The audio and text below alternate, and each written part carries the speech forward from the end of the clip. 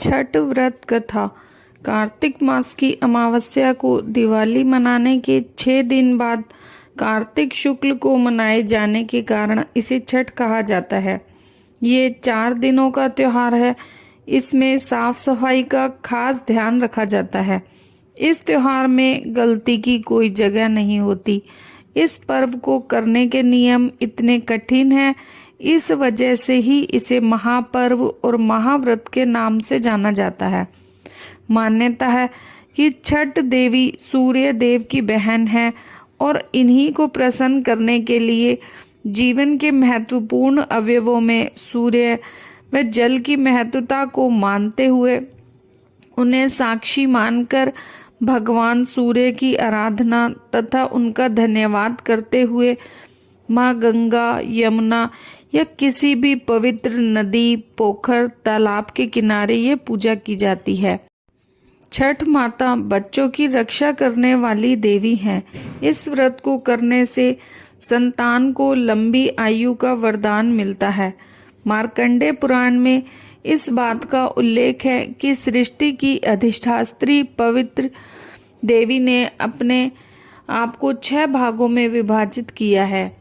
इनके छठे अंश को सर्वश्रेष्ठ मातृ देवी के रूप में जाना जाता है, जो ब्रह्मा की मानस पुत्री हैं। वो बच्चों की रक्षा करने वाली देवी हैं। कार्तिक मास के शुक्ल पक्ष की षष्ठी को इन्हीं देवी की पूजा की जाती है। शिशु के जन्म के 6 दिनों बाद इन्हीं देवी की पूजा की जाती है। इनकी प्रार्थना से बच्चे को स्वास्थ्य, सफलता और दीर्घ आयु होने का वरदान मिलता है। पुराणों में इन्हीं देवी का नाम कात्यायनी बताया गया है, जिनकी नवरात्रि की षष्ठी तिथि को पूजा की जाती है। तो आप सुनिए छठ व्रत कथा। कथा के अनुसार प्रियव्रत नाम के राजा थे। उनकी पत्नी का नाम मालिनी था। दोनों की कोई संतान नहीं थी। इस बात से राजा और उनकी पत्नी बहुत दुखी रहते थे। उन्होंने एक दिन संतान प्राप्ति की इच्छा से महर्षि कश्यप द्वारा पुत्रेष्टि यज्ञ करवाया। इस यज्ञ के फलस्वरूप रानी गर्भवती हो गई। 9 महीने बाद संतान सुख प्राप्त करने का समय आया तो रानी को मरा हुआ पुत्र प्राप्त हुआ। इस बात का पता चलने पर राजा को बहुत दुख हुआ। संतान शोक में उसने आत्महत्या करने का मन बना लिया। लेकिन जैसे ही राजा ने आत्महत्या करने की कोशिश की तो उनके सामने एक सुंदर देवी प्रकट हुई। देवी ने कहा, मैं षष्ठी देवी हूँ। मैं लोगों को पुत्र का सौभाग्य प्रदान करती हूँ। इसके अलावा जो सच्चे भाव से मेरी पूजा करता है, मैं उसके सभी प्रकार के मनोरथ को पूर्ण करती हूँ।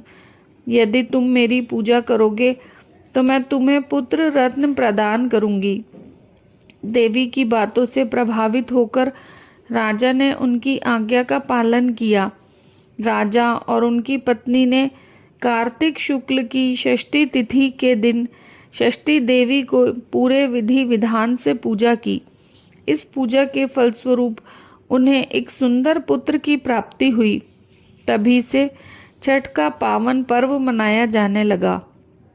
छठ व्रत एक अन्य कथा के अनुसार जब पांडव अपना सारा राजपाट जुए में हार गए, तब द्रौपदी ने छठ व्रत रखा। इस व्रत के प्रभाव से उनकी मनोकामनाएं पूरी हुई तथा पांडवों को राजपाट वापस मिला।